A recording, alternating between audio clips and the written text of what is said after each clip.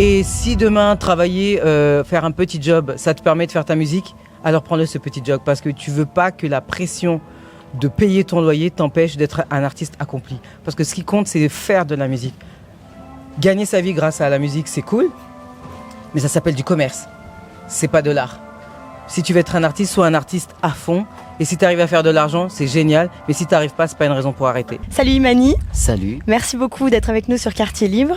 On t'avait vu il y a 2 ans, ici même, sur la scène de Jazz in Marciac, l'incontournable festival de jazz. C'était génial, avec des musiciens et des musiciennes, beaucoup de violons, c'était incroyable. Violoncelle. Violoncelle, exactement. Violoncelle, pardon. Tout à fait. Deuxième fois que tu viens ici ? Deuxième fois que je viens ici, tout à fait. Alors ? La dernière fois que je suis venu, il faisait 45 degrés. J'avais l'impression qu'on avait joué sur le soleil. Et là, il pleut. J'ai l'impression que la prochaine fois, peut-être on aura droit à une 3e saison. J'avais dit à l'époque que j'ai commencé à faire mes tournées en 2009-2010 et que j'étais venu à Marciac donc il y a 2 ans et qu'avec toutes les dates, ils avaient mis du temps à m'inviter. C'est vrai. Et que ça se mérite, Marciac apparemment. Donc je suis contente qu'ils aient pas attendu 20 ans encore pour m'inviter. Ouais. 2 fois en 2 ans, c'est quand même... Oui, là, ouais, c'est qu'on a bien bossé la dernière fois. C'est vrai, c'était super. Imani, t'es chanteuse, t'es auteure, compositrice et interprète. On a très envie de parler de plein de choses, malheureusement on n'a pas beaucoup de temps, donc on va notamment parler de ton dernier album. T'as parcouru le monde entier, t'as sorti 5 albums, ton dernier c'était en 2025, c'était du coup Women Deserve Rage. J'aime bien avec Quartier Libre parler des femmes, t'es très engagée en faveur du droit des femmes, donc on va beaucoup parler de ça. D'abord, j'avais envie de parler de ta voix, parce que ta voix elle est reconnaissable entre 1000. Ta voix aujourd'hui, elle dit quoi de toi ? Ma voix, qu'est-ce qu'elle dit aujourd'hui en 2026 ? Elle dit qu'elle est bien contente d'être encore vivante en 2026. Voilà, d'être être encore parmi les artistes qu'on invite à venir à Marciac. Que c'est incroyable, on se croisait avec Célassou tout à l'heure et parce que Célassou elle a commencé à peu près à la même période que moi et on s'est dit on est encore là. Donc en 2026 je suis assez reconnaissante d'être et debout et plus forte qu'avant. Ouais. Dans une des interviews tu dis que quand tu es sur scène tu mets de la puissance et de la force. C'est quoi pour toi sur scène la différence entre la force et la puissance ? Ça c'est une bonne question. Comme la puissance, non, dans la force il y a quelque chose d'intentionnel. Je veux y aller. D'ailleurs, on dit passer en force. La puissance, on peut être puissant sans rien faire. Donc, dans la puissance, il y a dans la puissance, le lapsus. Dans la puissance, il y a un alignement avec qui on est et avec ce qui se passe. Dans la force, c'est faire un peu abstraction du reste et c'est vouloir peut-être faire les choses sans faire attention au contexte, quoi, je crois. Je crois que la force est plus faible que la puissance, déjà. Quand tu es sur scène, il y a une énergie incroyable. Tu mets une énergie incroyable. C'est aussi grâce à tes musiciens et musiciennes. C'est quoi ton moteur quand tu es sur scène ? Qu'est-ce qui te rend si énergique ? C'est le résultat de tout ce qui se passe avant de monter sur scène. Donc c'est du sport, c'est de la méditation, on se troue la tête à essayer de trouver le meilleur concept possible, à jouer le mieux possible, en place. On arrive sur scène, on est prêt en fait, on est fort. Et après, cette énergie, elle s'ouvre à ce moment-là, mais parce que je me suis entraîné comme une dingue, que ce soit sur le plan physique ou sur le plan spirituel ou même musical et intellectuel, quoi. C'est quoi Est-ce que tu as un petit rituel juste avant de monter sur scène ? J'ai un gros rituel avant de monter sur scène. Généralement 1h30, 2 heures avant de monter, personne ne doit me déranger. Et je fais une méditation, des exercices de respiration, des exercices physiques, des étirements ou des exercices de sport qui font monter le niveau cardiaque pour que j'arrive, je suis hype. Et puis après je me refais toute la setlist dans ma tête, un peu comme une athlète. Et je me refais tout le spectacle dans ma tête, mes interventions, ce que je vais dire à peu près. Je me récite les premières phrases de chaque titre. Et après je récupère les musiciens dans ma loge et on fait un rassemblement où on se connecte tous, on fait des impros au chant. Et si on est sur la même longueur d'onde, on sait qu'on va être bien sur scène. Voilà. Est-ce que tu as un souvenir incroyable, ton meilleur souvenir finalement sur scène ? Est-ce qu'il y en a un qui ressort plus que les autres ? Franchement, je te dis, j'ai fait des milliers de scènes et je mens pas quand je dis des milliers. Mais j'ai tellement de souvenirs sur scène.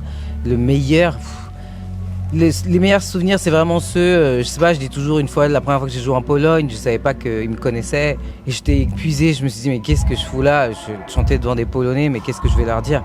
Et en fait, j'ai rien dit parce qu'ils connaissaient tout l'album par cœur et que de la première chanson à la dernière, ils m'ont pas laissé chanter. Et ça, c'est incroyable parce que on s'attend toujours à des choses et généralement, en fait, la seule chose que je pourrais dire, c'est que en tant qu'artiste, on s'attend toujours à certaines choses du public. C'est pour ça qu'on les écrit en se disant « Ah, vaut mieux faire ça comme ça pour le public, ceci. » Et en fait, le public, il te donne jamais ce que tu attends. La musique, c'est un moyen d'expression. Pour toi, la musique est plus, on va dire plus exactement ta musique à toi. Comment elle te permet d'être libre et d'être engagé? Comment ma musique me permet d'être libre et engagé? Je pense que c'est parce que dans la musique, et heureusement il y a le droit pour ça, on peut dire à peu près ce qu'on veut. Que de toute façon j'aurais été autre chose que chanteuse, j'aurais été de toute façon engagée parce que déjà quand j'avais 8 ans, je faisais chier mes parents quand ils jetaient des bouteilles en plastique. Ça se faisait dans les années 80. Ils ouvraient les vitres et puis ils jetaient des canettes par la fenêtre, ça se faisait quoi. Aujourd'hui, on te regarderait comme un fou.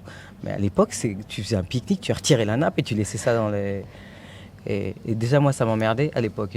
Mais mon père, il aime trop dire que déjà, à 8 ans, je faisais chier tout le monde quand c'était pas correct. Donc, j'aurais été comme ça, quoi qu'il arrive.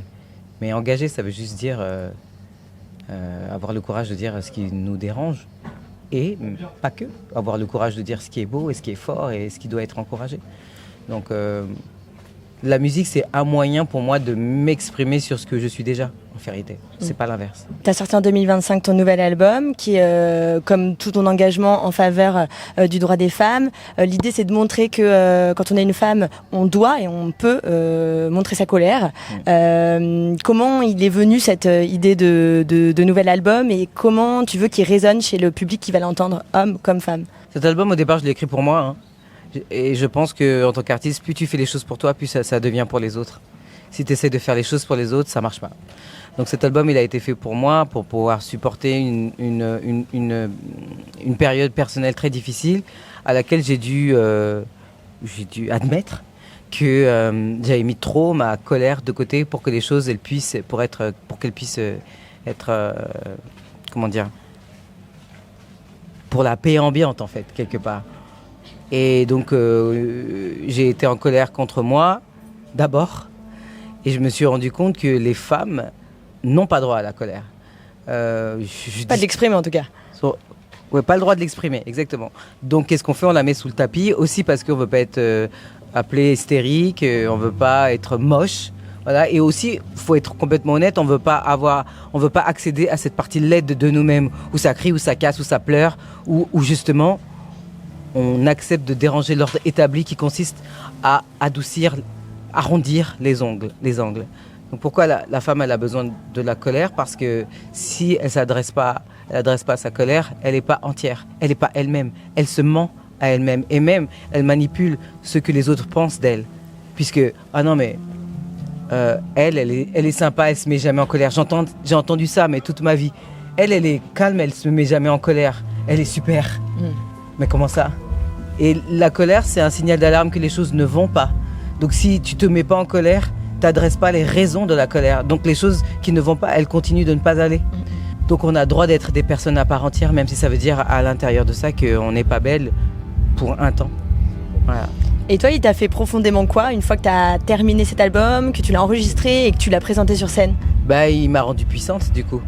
Parce que qu'est-ce qui se cache derrière? C'est la puissance des femmes. C'est la puissance des femmes. Si tu arrives à être entière et être OK avec qui tu es, c'est extrêmement puissante. Il n'y a personne qui peut te déraciner. Et en plus, ce que les hommes ne comprennent pas, c'est que c'est une vraie chance pour eux. De regarder une personne qui s'assume à part entière, c'est aussi la chance pour un homme de se regarder lui-même et se dire OK, est-ce que moi je m'assume comme un être à part entière? Il y a une expression que j'aime beaucoup, c'est The life you live is a lesson you teach. La vie que tu mènes, c'est la leçon que tu donnes aux gens. Donc plus tu vas aller dans ta puissance, plus tu vas être entière et puis tu donnes l'autorisation aux autres de l'être. Donc ça commence par nous les femmes, mais parce qu'à la fin, à la clé, c'est les hommes qui vont y gagner. Mais il faut qu'ils acceptent qu'ils ça va leur demander eux aussi de changer. Le changement, ça fait un peu de mal, mais derrière, c'est la puissance, la vraie puissance des hommes et pas la force. Voilà. Exactement, super.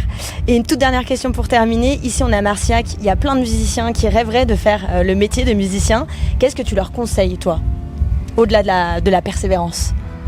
De toute façon, chaque musicien sait qu'il doit persévérer, ne serait-ce que pour maîtriser leur instrument. Mais je leur dirais de non seulement croire, je déteste cette phrase, croire en tes rêves, mais c'est un peu ça quand même, c'est d'avoir la foi. Mais je vais dire un truc qui va pas plaire aux musiciens, je pense.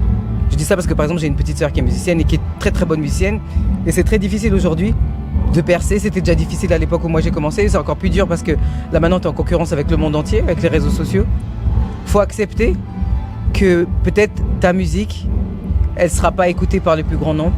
Faut accepter que peut-être tu feras jamais de jazz à Marciac, mais c'est pas une raison pour pas le faire.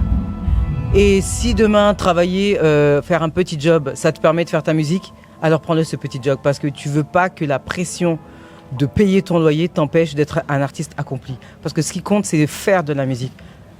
Gagner sa vie grâce à la musique, c'est cool, mais ça s'appelle du commerce. C'est pas de l'art. Si tu veux être un artiste, sois un artiste à fond. Et si tu arrives à faire de l'argent, c'est génial. Mais si tu n'arrives pas, c'est pas une raison pour arrêter. Génial. Voilà. Merci Mani. Merci beaucoup.